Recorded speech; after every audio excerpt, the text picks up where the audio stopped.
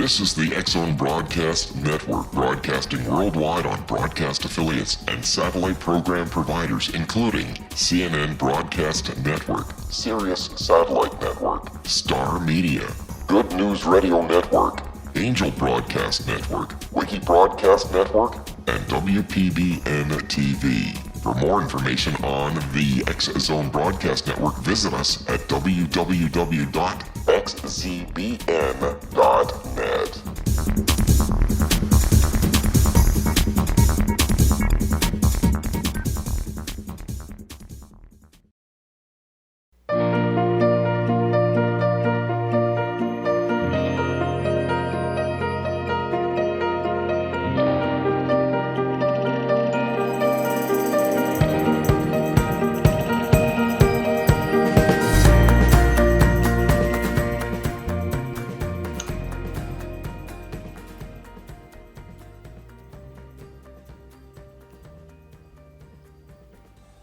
You are all invited to participate in my new radio show, Ask Dr. Gibbs. This is the first inaugural broadcast. I first want to thank Rob and X-Zone Radio and TV for the opportunity to get this on the air.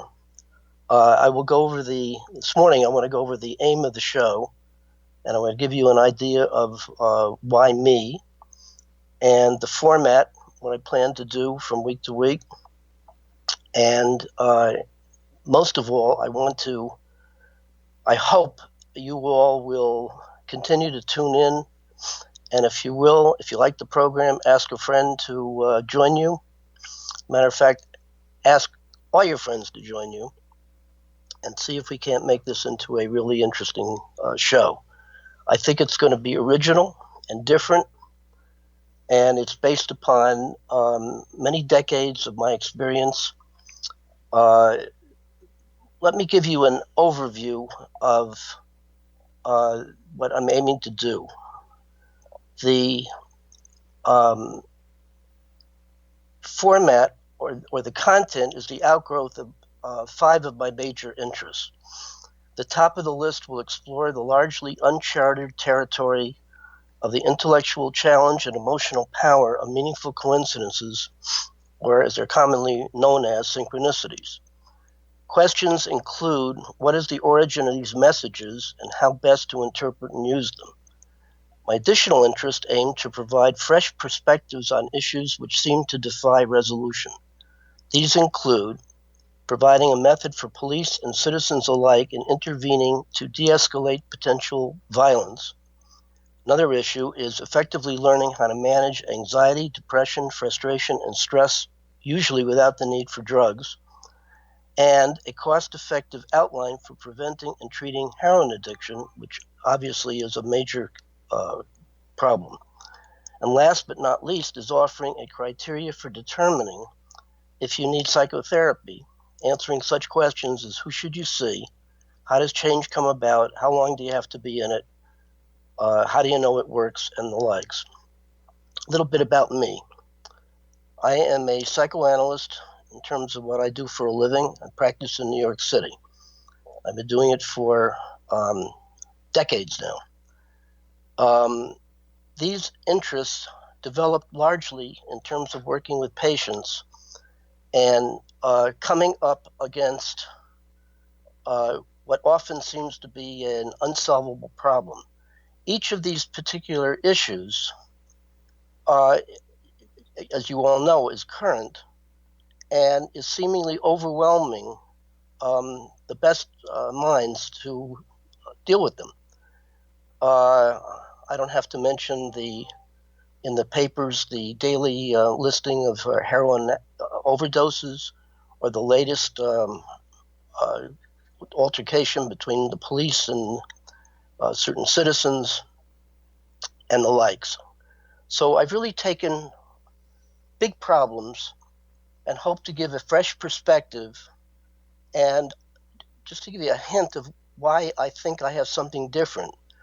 Each of these issues reach major impasses, and professionals tend to throw their hands up, not quite knowing what to do. And I think the major reason for it is that in all of these things, they tend to hit the surface and what I would call named symptoms, circle the symptoms, and what's missing is penetrating the surface to get into the depths so you can identify causes. So my aim in this program is to try to add fresh perspective on each of these problems and really penetrate the surface to get to the depths. It has been said that in a clear definition of a problem lies an embedded solution. So that's the aim. How do we get there? That's why you all are here, and I am appealing to each of you that can identify with one or more of these problems to send in your questions, and I will try to give you a direct answer. I will obviously choose among the questions that I get that are most relevant or most broadly appealing each week and try to answer them. In addition to which, since there are 5 issues, probably the format will select one of the issues to concentrate on each week.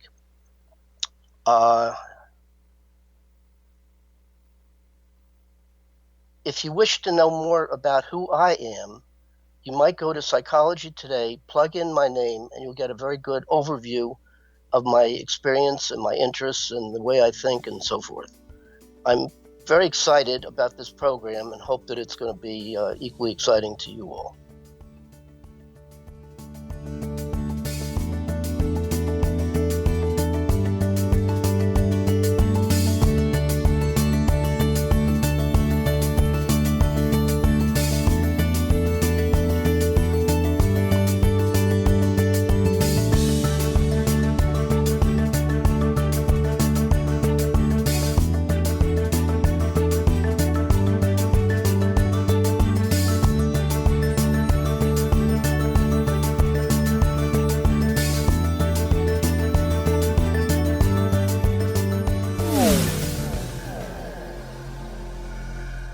This is Kevin Randall.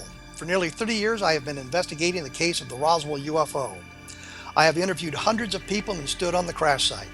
Now in Roswell in the 21st century, I have reviewed dozens of hours of audio and videotaped interviews, examined hundreds of files that relate to the crash, and have returned to Roswell in an attempt to put all that information into the proper perspective. For the first time in Roswell in the 21st century, I have made a dispassionate reevaluation of all that material and provide a new look at what happened.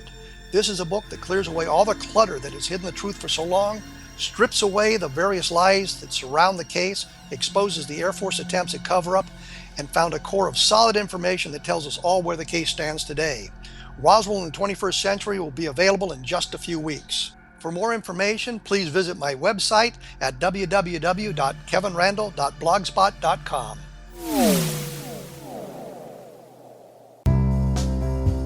Gibbs A. Williams, Ph.D., is a practicing psychoanalyst, supervisor, researcher, and author in New York City. Much of his life has been dedicated to understanding nature and the uses of meaningful coincidences or synchronicities.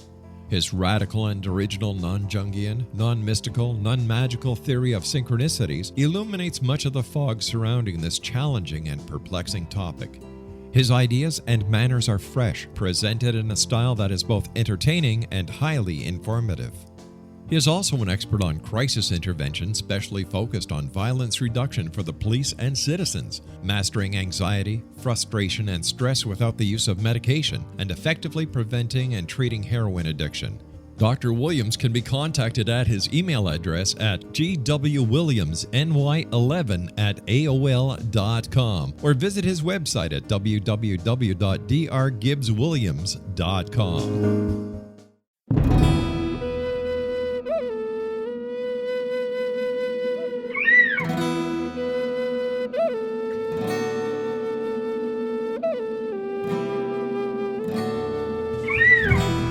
Shamanism is recognized as a method to access the quantum level. Mastery of shamanic skills puts spiritual information and healing power into your hands. Path Home Shamanic Art School, a bonded Colorado certified occupational school, has met rigorous state standards, ensuring its director and instructors have the qualifications to teach the shamanic arts. Path Home offers its certification program in blocks of study. Block 1, a 5-day intensive, will be held in the beautiful mountain town of Coaldale, Colorado, October 13th through 18th. Registration deadline is September 12th. Experience journey trance, power animals, helping spirits, sacred space, and life purpose. Come discover your power. Join me, Gwilda Wiyaka, in the magical world of shamanism. Call 303-775-3431 or visit findyourpathhome.com.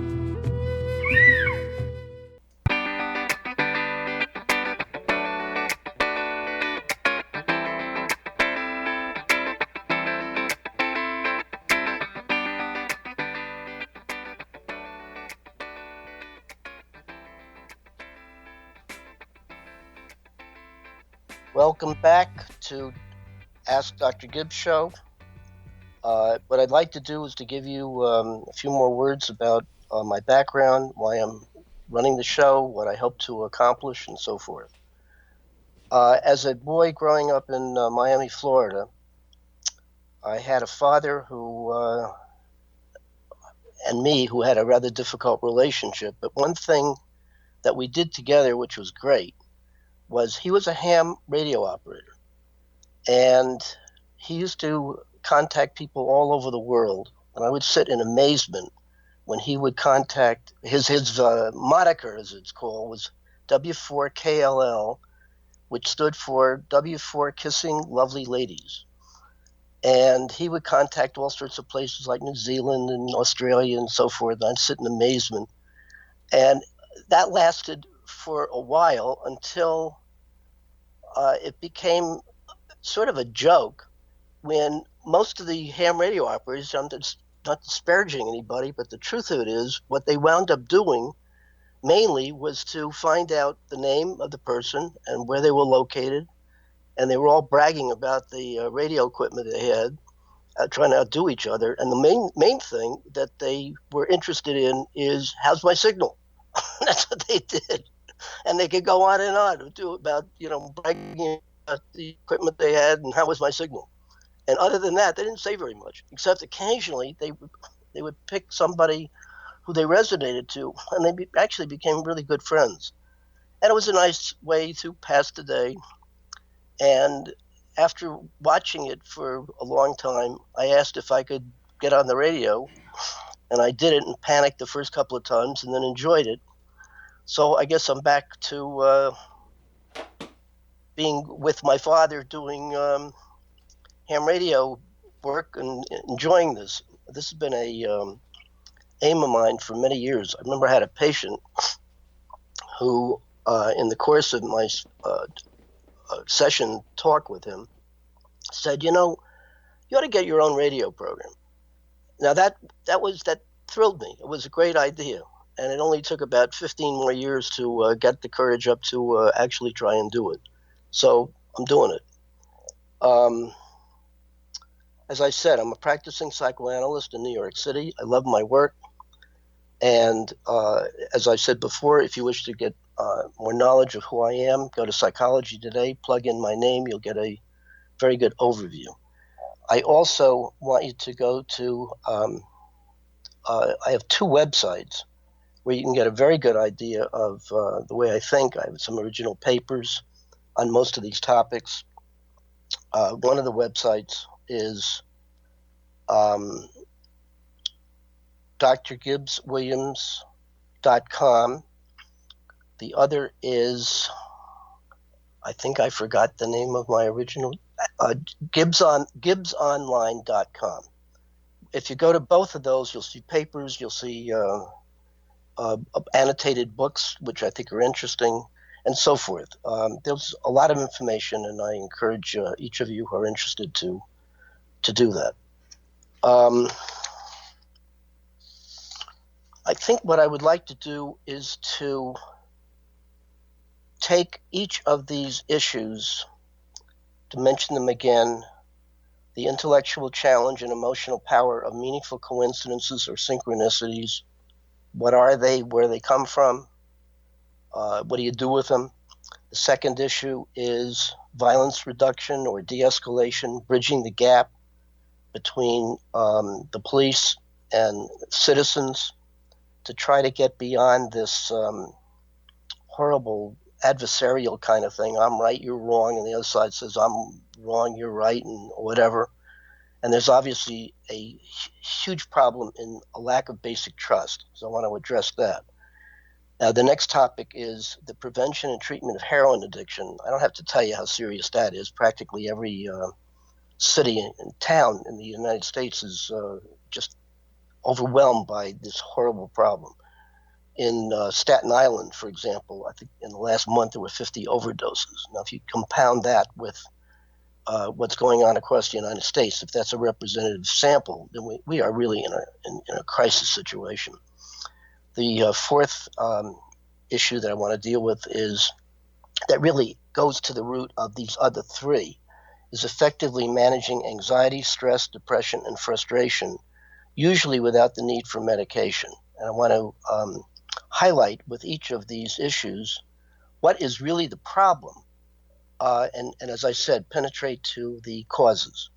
The fifth issue is that really, to some extent, is implied by the other four, that in these other four, the core problem with each of them is that people who are embedded in them tend to feel stuck.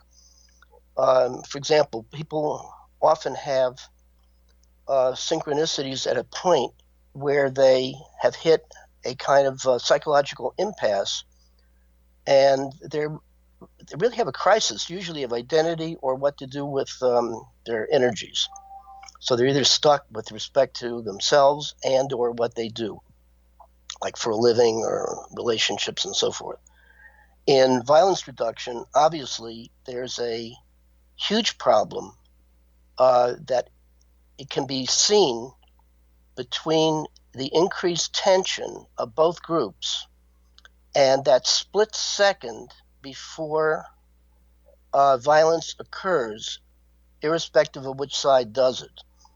And it's in that split second that the key to success, I think, is going to be found. And I think I have an original attitude or treatment of it that can be incorporated in training. And training for not just the police, in a way, training for the citizens as well. This leads then to heroin addiction, and I'm very much interested in the problem of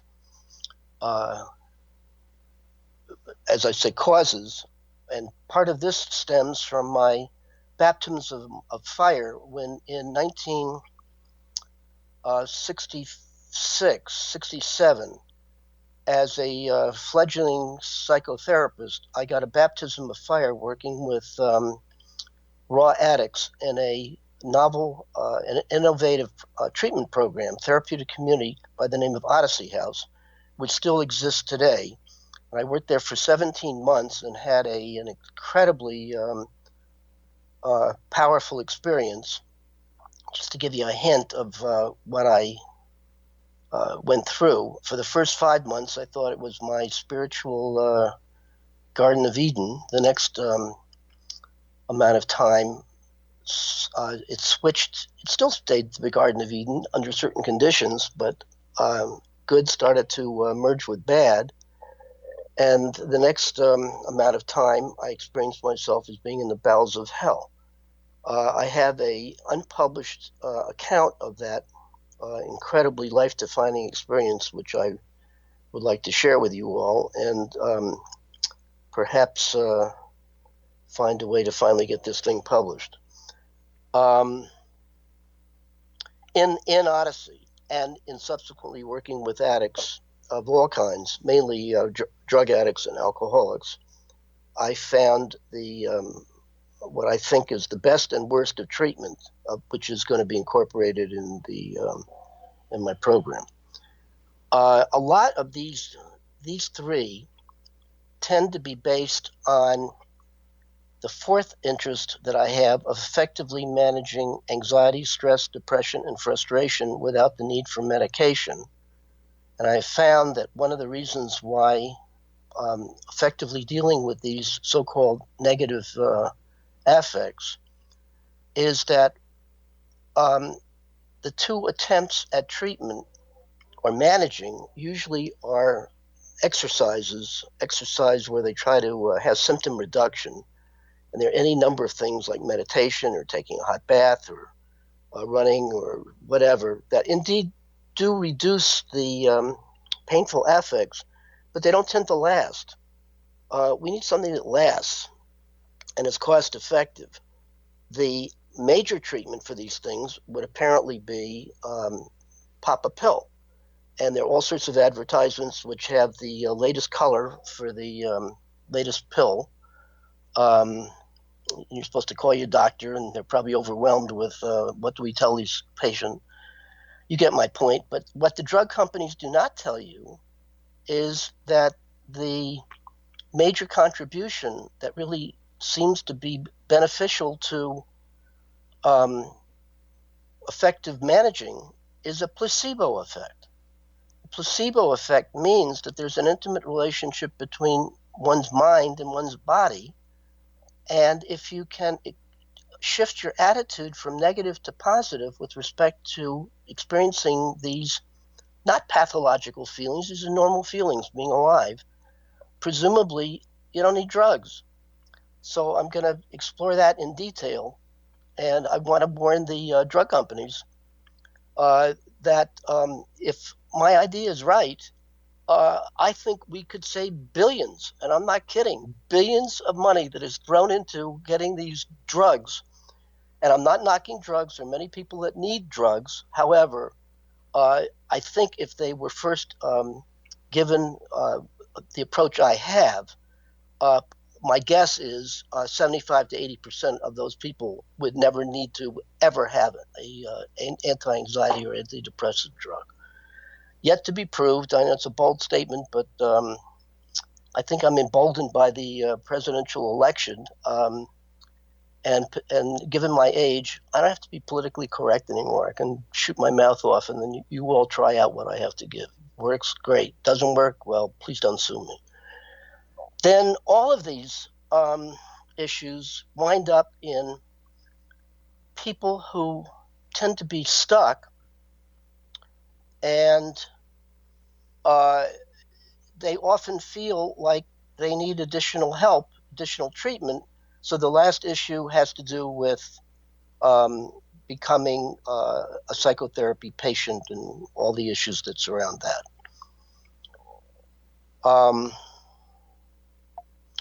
The first issue that I want to deal with in some detail, or as an introduction, is my favorite, which is all about synchronicities or meaningful coincidences.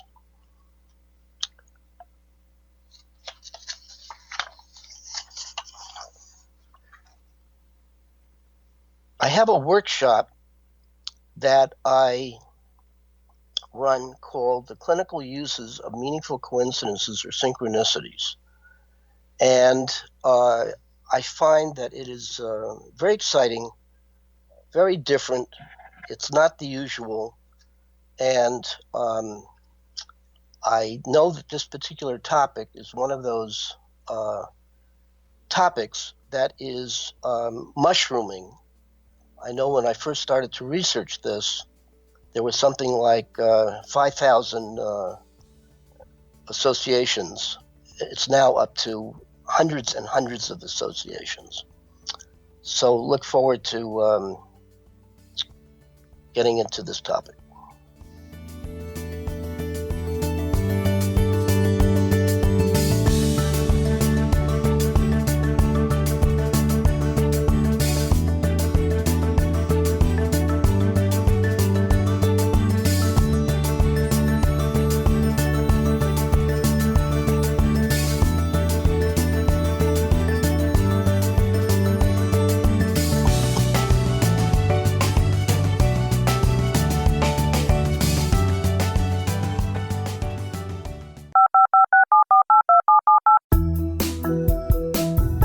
Did you know that when you're on the road with limited data or Wi-Fi, you can still listen to the X-Zone radio show with Rob McConnell, The Science of Magic with Gwilda Wiyaka, High Tech with Corey Kay, and every minute of the 24/7, 365 programming of the X-Zone Broadcast Network by calling 712-432-9459, courtesy of TalkStream Live.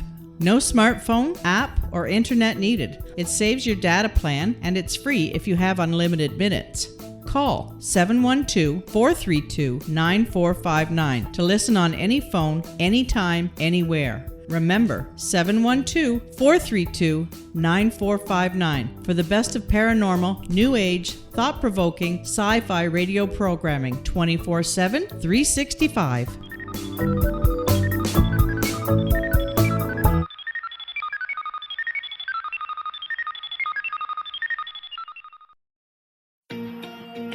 Wouldn't you love to know the secret to everything?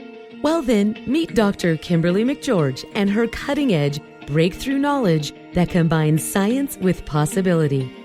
Dr. Kimberly brings real-life answers and healing to those open to alternative solutions. She teaches solution-based programs and classes that will change all areas of your life forever.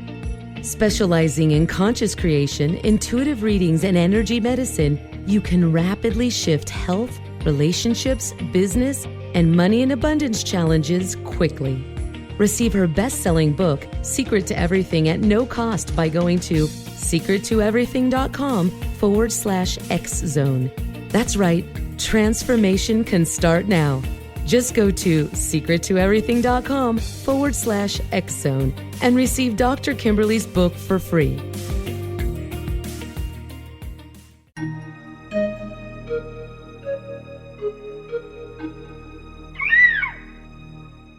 While science pursues fact, magic accesses the quantum level, bridging random facts to form truth.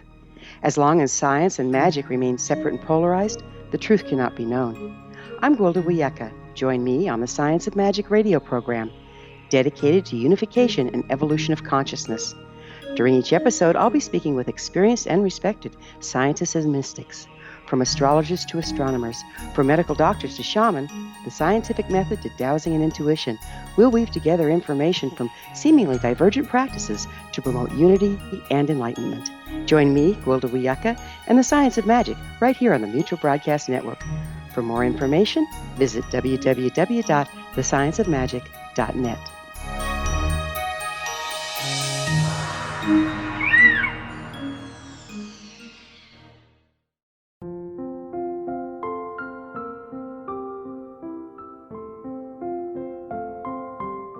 I am Dr. Carl O'Helvey, founder, president of a new cancer foundation focusing on evidence-based physical, mental, and spiritual interventions, including natural cancer cures, prayer, meditation, affirmations, nutrition, and other related holistic cancer prevention and cure modalities.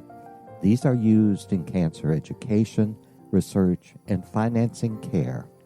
I ask for your help to continue this important work by donating at www.holisticcancerfoundation.com.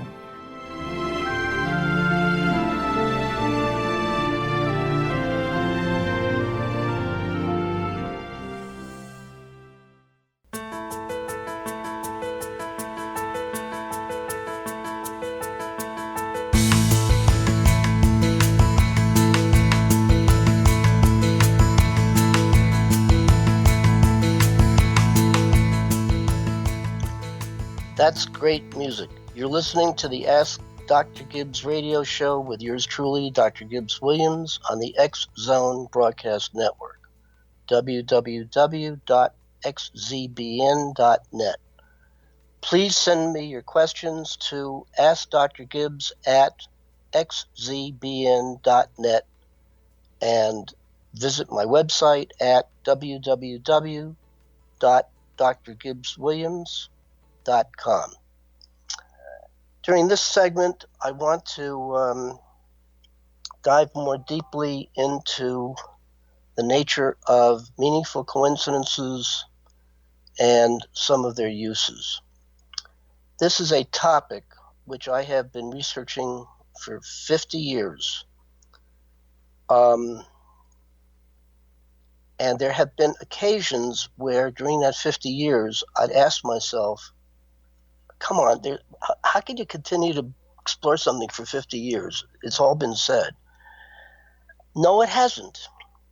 And just as I think I've gotten my hands around all that there can possibly be said, something else pops up. Another question needs exploration, and I'm not alone because, as I said, this topic is mushrooming.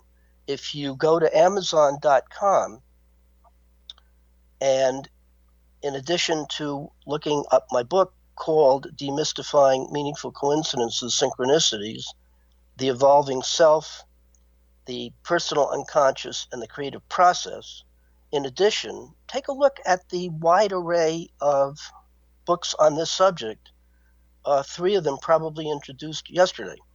It's mushrooming. This is really the cutting edge of a lot of stuff, science and spirituality, and the role of chance and destiny and serendipity, and questions of how do we make meaning out of the raw experience of the raw data of our experience, and so on. It's a really incredibly complicated and challenging and most interesting topic.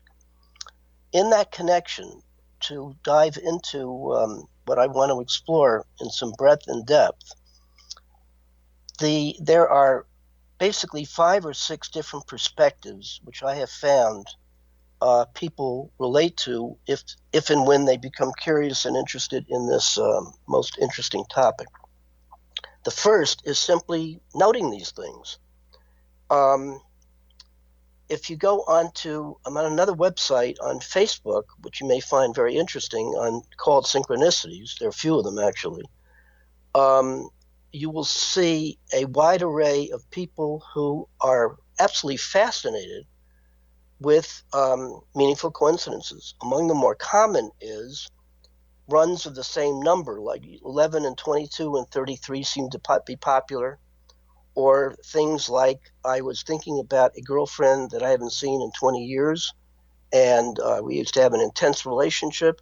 The phone rings, and guess who's on the other end of the phone?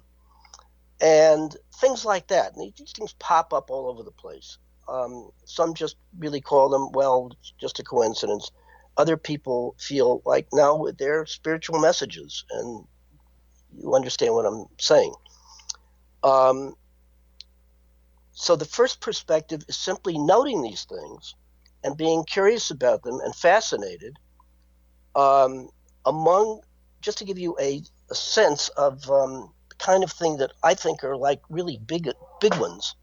Through the years, one of the major synchronicities that I heard about that has absolutely fascinated me, which I think gets to the complexity and the power of these things, is one in which a woman, very nice lady who was in middle age and had never been married, because she never found the right guy, goes to a jazz performance in New York and sees a bassist by the name, or maybe it was a saxophone player, I'm not sure what it was, by the name of Freddie Green.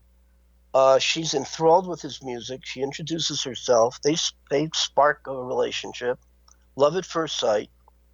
They go out for a few dates, and he proposes marriage. She says yes, and it's a marriage made in heaven. And they are choosing to meet after his gig on New Year's Eve at the Empire State Building, and they're going to go get married. Wonderful love story. So she's all excited. He's all excited. He has a gig. She goes to the Empire State Building. It's 12 o'clock. No Freddie Green.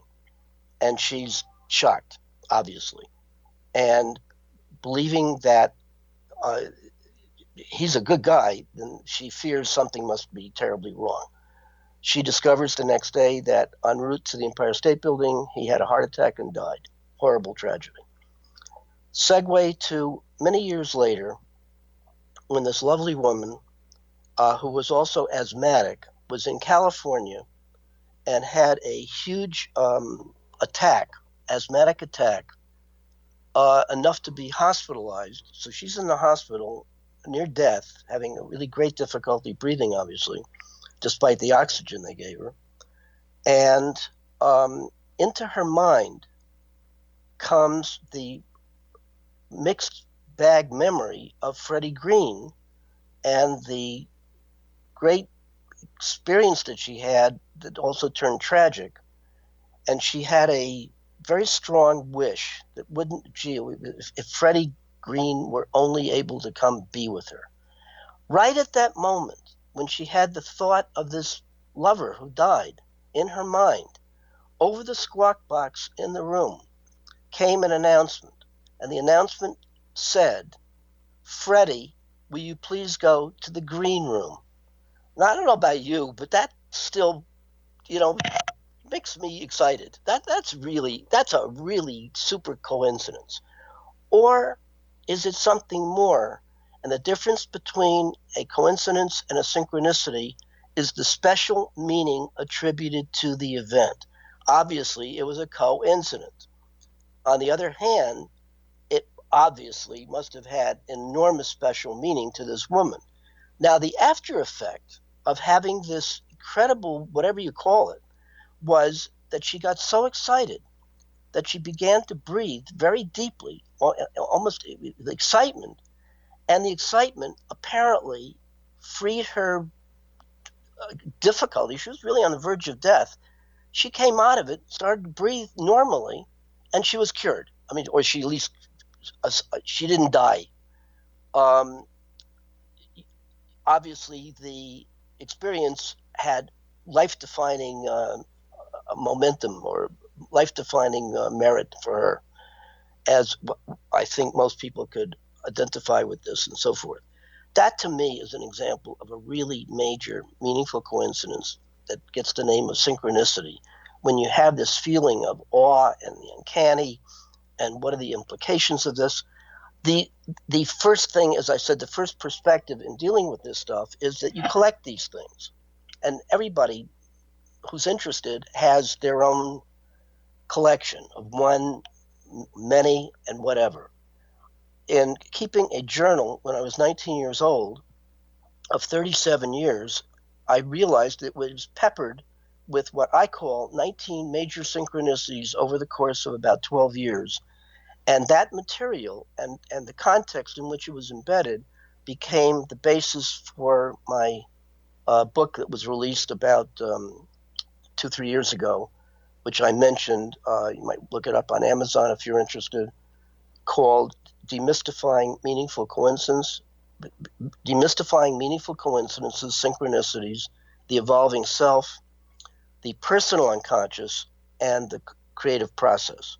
That's the summation of about 40 years of research that I had on this topic. I might mention that not only was the material pulled from my journal, but in working with patients who I would call synchronicity prone, not knowing my interest, they each gave me, without me asking for it, their own personal journals, which were also peppered with their own array of meaningful coincidences. So I used their experiences and my experiences as research material for the basis of this book.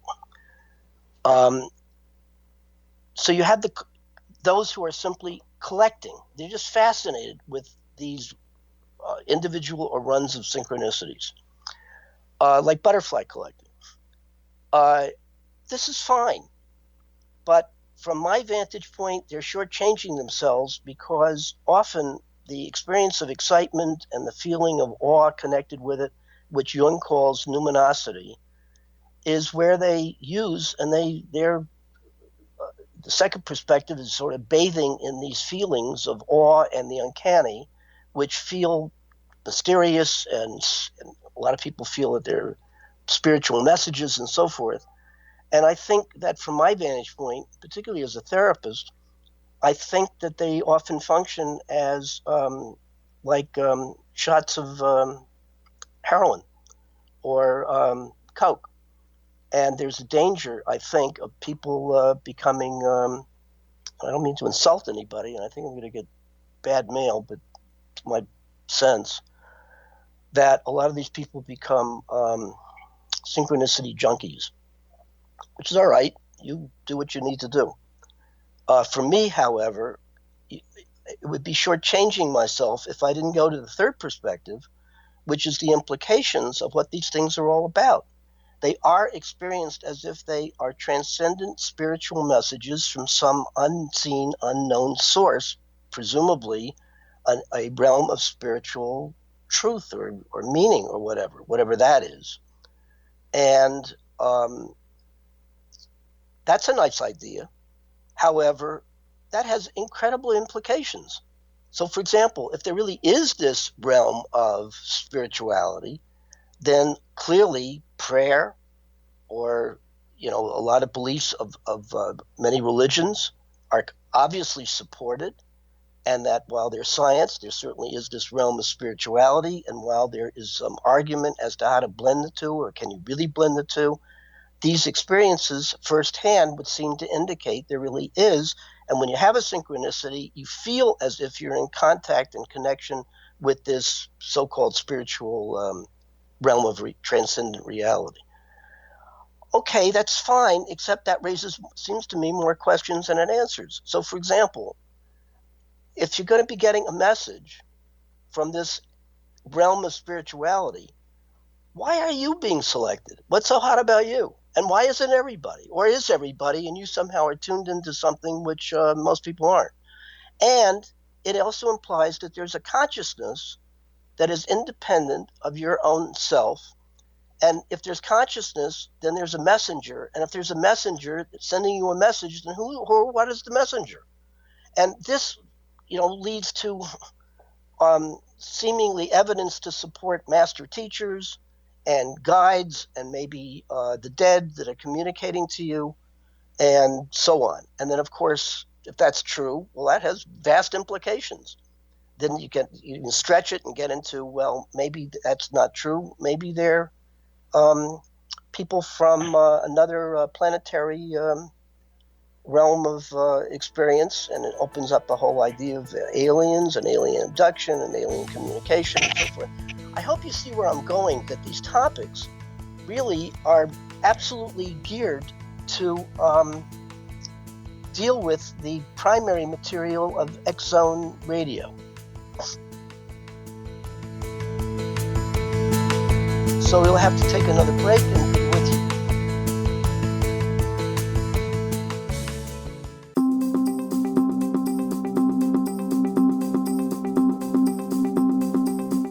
As host of Dialogue with Divinity, I am thrilled to join the X-Zone Broadcast Network and their growing number of affiliates. My quest for a connection to the divine ignited my successful career path as an international spiritual counselor for over 40 years, an author of 4 books, and well-known metaphysical educator. My clients call me their spiritual mama. So my job is to offer you a radio show to help you grow spiritually with wisdom and get specific tools from guests who are experts in their field. Tune in to Dialogue with Divinity and be part of the conversation with Spirit. My goal, your happy soul. For more information, please visit my website at johannacarroll.com.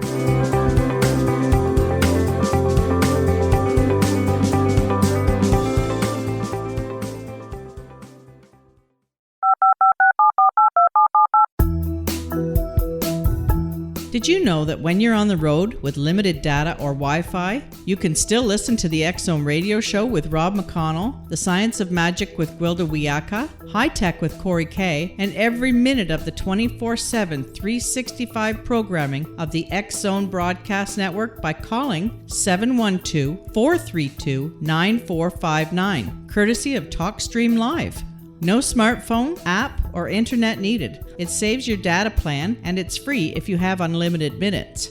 Call 712-432-9459 to listen on any phone, anytime, anywhere. Remember, 712-432-9459 for the best of paranormal, new age, thought-provoking, sci-fi radio programming 24/7, 365.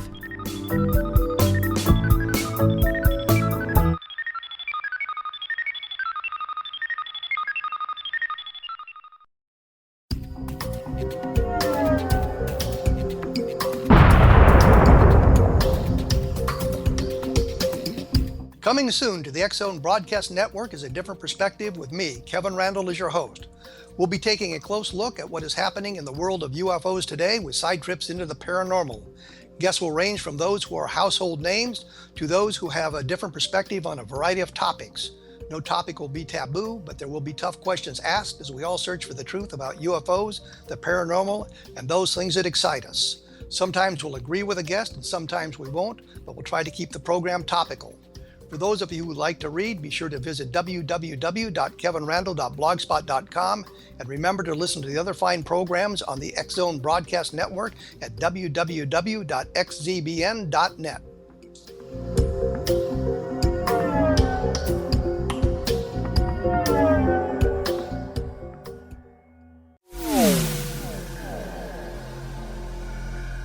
This is Kevin Randle. For nearly 30 years, I have been investigating the case of the Roswell UFO. I have interviewed hundreds of people and stood on the crash site. Now in Roswell in the 21st century, I have reviewed dozens of hours of audio and videotaped interviews, examined hundreds of files that relate to the crash, and have returned to Roswell in an attempt to put all that information into the proper perspective. For the first time in Roswell in the 21st century, I have made a dispassionate reevaluation of all that material and provide a new look at what happened. This is a book that clears away all the clutter that has hidden the truth for so long, strips away the various lies that surround the case, exposes the Air Force attempts at cover-up, and found a core of solid information that tells us all where the case stands today. Roswell in the 21st century will be available in just a few weeks. For more information, please visit my website at www.kevinrandle.blogspot.com. What Happened in Benghazi is revealed by Nicholas Genix, author of Obama, Islam, and Benghazi. He informs the American people that President Obama deceived them by advocating a strong foreign policy prior to the 2012 presidential election, and Hillary Clinton supported this deception. As the title infers, there is a connection between Obama, Islam, and Benghazi. Ample evidence informs Americans that Obama's early indoctrination in the Quran developed an affinity for Islam, why the Quran is the source of discontent in many countries, and why the Obama foreign policy deception led to poor military action and caused the loss of American lives in Benghazi. Genix provides 36 questions for the Select Committee on Benghazi to validate if Americans are justified to mistrust President Obama and Hillary Clinton. An overview of Obama, Islam, and Benghazi is presented on the website www.futureofgodamen.com. That's www.futureofgodamen.com. Afterlife expert Roberta Grimes was the first one to say that dying can be fun. Now her best-selling book, The Fun of Dying, is available in stores worldwide. So if you wonder whether death ends life, how it feels to die, or what heaven might be like, The Fun of Dying was written for you. And if you have always been afraid of death, or if you worry that your life has no meaning, let The Fun of Dying ease your fears and bring new meaning to your life. Nothing said in The Fun of Dying is based on the teachings of any religion. Instead, Roberta draws on evidence to explain how death happens, how it feels, and what comes next. A lot of the best death-related evidence was produced in the first half of the 20th century. When it is put together with recent discoveries, it tells a consistent and amazing story. Roberta Grimes blogs and answers questions at robertagrimes.com. Her wonderful book, The Fun of Dying, is available on Amazon and at stores worldwide wherever books are sold.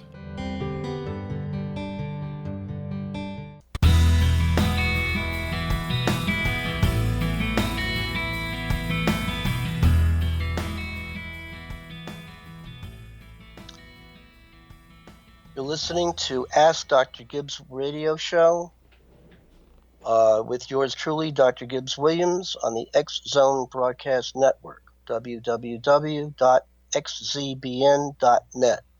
I hope you will be stimulated enough to send me your questions to Ask Dr. Gibbs at xzbn.net and visit my website at www.drgibbswilliams.com.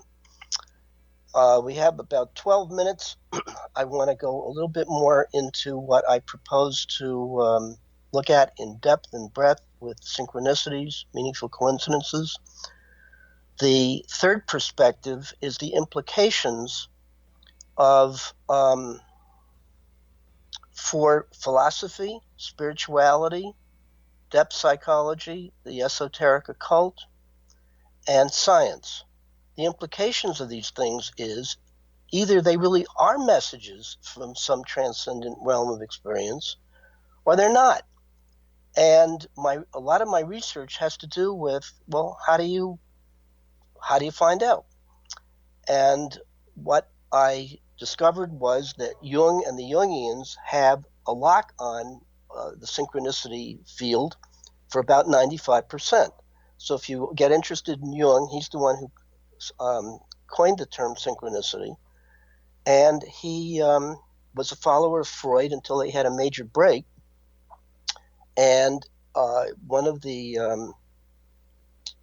programs I want to talk about a seminal synchronicity that was that happened in Freud and Jung meeting in Freud's summer cottage. And one of the reasons for the break that they had was over a shared synchronicity in which they both had entirely different interpretations, and led to was contributory to leading to a major break between the two.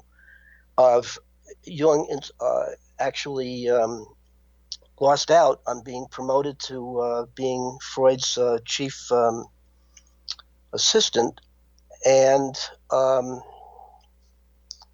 he, I think, largely as a break, as a offshoot of the impasse that the two of them had. I don't think it was the only reason, but it tended to contribute to a major breakdown, psychological breakdown that Jung had, in which he was able to formulate his own brand of psychoanalysis, and out of it came the Red Book and his own brand of analytic therapy, which was similar to classical psychoanalysis, but went deeper, because he felt that people were mainly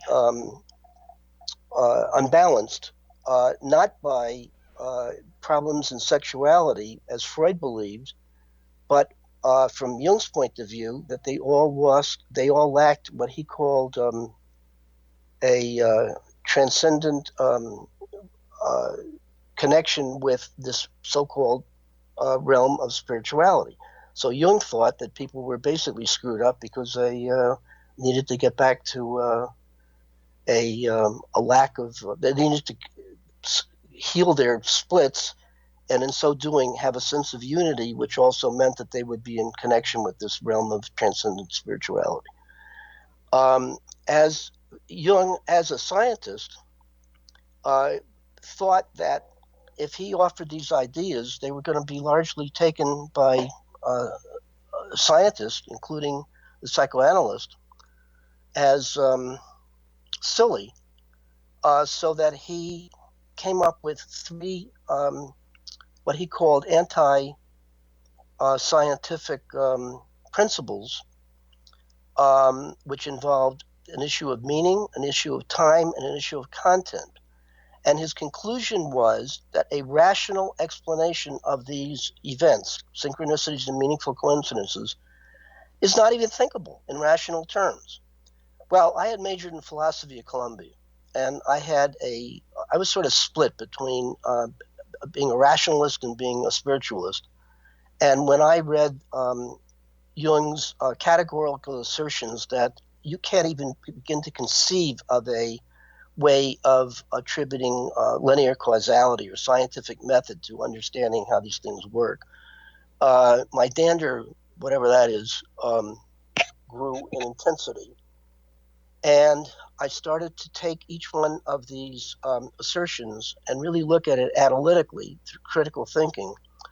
And the offshoot it's in my book is a naturalistic, non-mystical, non-Jungian theory of synchronicities, in which, to get to the chase, from my vantage point, the messenger, or the so-called area of transcendent spirituality, is a nice fantasy, but not real or unproven as far as I'm concerned. And more to the point, I think it's really that people are sending their own messages to themselves. They're just not in connection with it.